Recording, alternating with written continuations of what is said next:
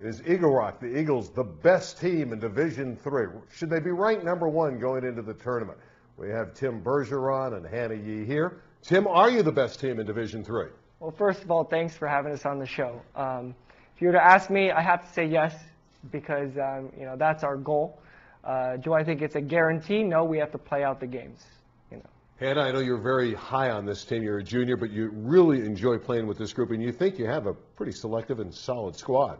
Oh yeah, definitely. I mean, all our girls put in so much time and put in so much work. If not for the talent, I'd say the level of our desire is what's going to bring us to the top, because we really want it. All right, Coach Bergeron, how do you get players like Hannah, 4.3 GPA? I mean, did they just show up and walk into your door and you want to play volleyball? How do you get players like this? Well, one of my first goals when I took over the program at Eagle Rock was to build this culture at Eagle Rock, you know, where we play volleyball because we're passionate about volleyball. And I feel like passion drives success. It drives hard work. And if everyone's passionate and we find that balance between being competitive and having fun, it's a magnet towards people coming to the program and being a part of what we do, where we take players who've never played volleyball before and transform them into the best players in the city. So Hannah, what is your story as far as volleyball? Oh gosh. I came in as a freshman. I was really bad. You never played? No, never. Oh my gosh. It was my first time touching a volleyball in the tryouts. I never played. I got moved up to JV as a middle. That was a really bad experience. I actually caught a ball once while blocking. That was pretty bad. And I guess, I don't know. I think the thing we pride ourselves in at Eagle Rock is making sure it's fun while also trying to win and be competitive. So the reason why I feel like I've improved so much is because I didn't really feel forced to go to practices to do things. It was actually me wanting to go. And I think that's the same story with almost nearly all of the girls on the team. Tom, do you like getting players who've never played the game and then teach them the right way, or would you rather have experience? Because that's an interesting little scenario there. That's a very interesting question. I mean, I take a lot of pride in going from square one. And I actually tell this to the players all the time. I'm like, I should have recorded tryouts. And to the day, I've never actually done it, just so they can see where they went from and where they ended up. And I get such great satisfaction out of knowing that I had a hand in that. But more importantly, and I think I say this all the time, who you are as a person is more important than who you are as a player. And we try to build good character people at Eagle Rock. And I think that translates to how they play on the court. Did she really catch the ball instead of hit it? Oh, yeah. I was at Chatsworth High School. I remember. Did you think you were playing softball or something? I don't know. It was a reaction. Yeah, I was blocking, and then it got lodged. And instead of like setting it up or anything, I caught it and I looked at it. And that would have been a good tape to show. That should be on YouTube. Oh, yeah, of course. I mean, of course, yeah. I remember that. JV tournament. I want to talk about Hannah's experience as a manager. Now, you set up everything. Other opponents thought you were like a coach on the team. Yeah. I mean, what did you do as the team manager for the volleyball squad? Well, for the boys, I mean, even our season, we have a lot of trouble like trying to get things ready, get things going for game days. So what I was in charge of was getting all the girls who decided to be managers that year to get everything done on time in a good, orderly fashion. So we set up everything, and I taught all the girls how to do book and how to do libero tracking, which was an adventure. But they all got it, and I think we did a really good job, and I think we really helped make the season smoother. Tom, Eagle Rock is a really unique school because it's in its own little community. It's part of LAUSD, right next to Occidental College. Describe, you know, what is the community of Eagle Rock like, and where are these students coming from? Well, I went to Eagle Rock myself, and I think there's a lot of people, and there's former alumni that are coaching at Eagle Rock. There's a lot of people that stay around in the community, and it has that sense of being a small town in a big city.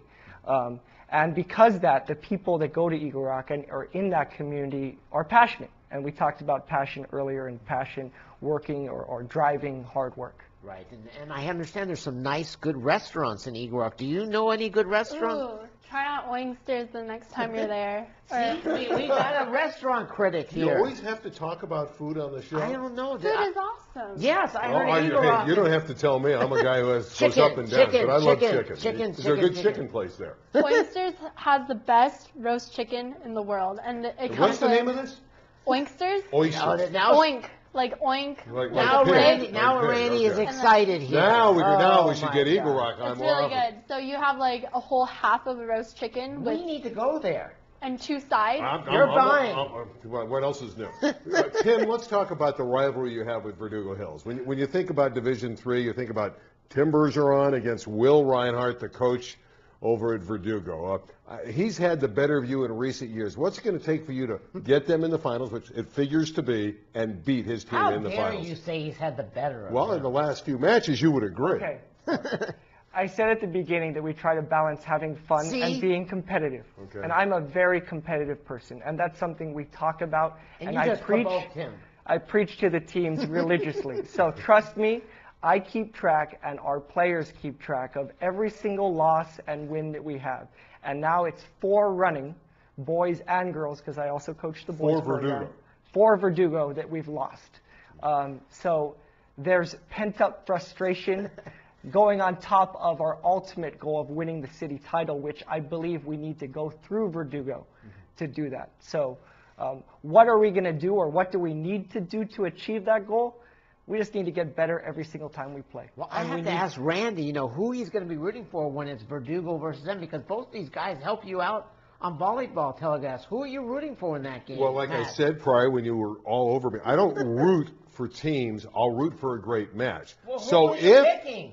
Who would I pick? I think I've seen Verdugo in person once. In the finals, I think I lean toward Eagle Rock. All candor. Oh, look at this. No, and I'm not saying that both because sides of the no, Randy you said Rosenbloom. who I would select. I think Verdugo is a little inconsistent. But this is your typical Randy Rosenbloom prediction. Well, it's not clear cut. Let's get back to our guests. Okay. But I would lean Next toward week Eagle. we'll have Verdugo on the show, and he's going to pick Verdugo. Right. That's Will's been on this show enough. He's been a regular here, and Will. He looks like George Clooney. He thinks he's an actor, and Will's a good guy. He thinks Now, he's an apparently, actor. you played volleyball, and he coached against you. Is that correct? Yes, I still remember, because going to Verdugo Hills, it's like the worst gym in the city. So I don't quite you're remember. really building the rivalry up now. I don't quite remember Will coaching, but I do remember going to Verdugo. For Hannah, you have such great grades. What do you have any idea what you want to do in college, to study down the road at all? Because that's a tough question, I know. That is tough. Well, I've been leaning towards environmental science or ecology or evolutionary biology, because I'm really interested in the environment. I actually went to Costa Rica this summer to study that. Do you like the alligators there? There's huge alligators. I saw a few, but I didn't really get to see a big one. I saw a baby one in a swamp, but that was pretty cool. Yeah, that was my highlight when I was there. All right. I know also, Hannah, you have a desire to be the player of the year and the academic player of the year. What would that take? Well, like I said, you need a lot of desire and a lot of passion to do that. And it doesn't really start with me. It starts with the team. So if our team does well, then I do well. And it's like you're paying it forward. So I'm putting all my effort into what I can do for the team. And we'll do everything we can to get to where we need to be. Well, if you win a championship and you continue to have a 4.3 or 4.4 average, you could get both those honors. And there is separate awards for Player of the Year and the Academic Player of the Year. Tim Bergeron, best of luck. I'm not going to root for either side. I just want a great match, because I'm sure at Royball, when the finals come around in Division III, it will be Eagle Rock against Verdugo Hills. Hannah, it was delightful. Thank you. We're going to come back and wrap it up. We have some games to look at for next week, right after this on SoCal Prep Report.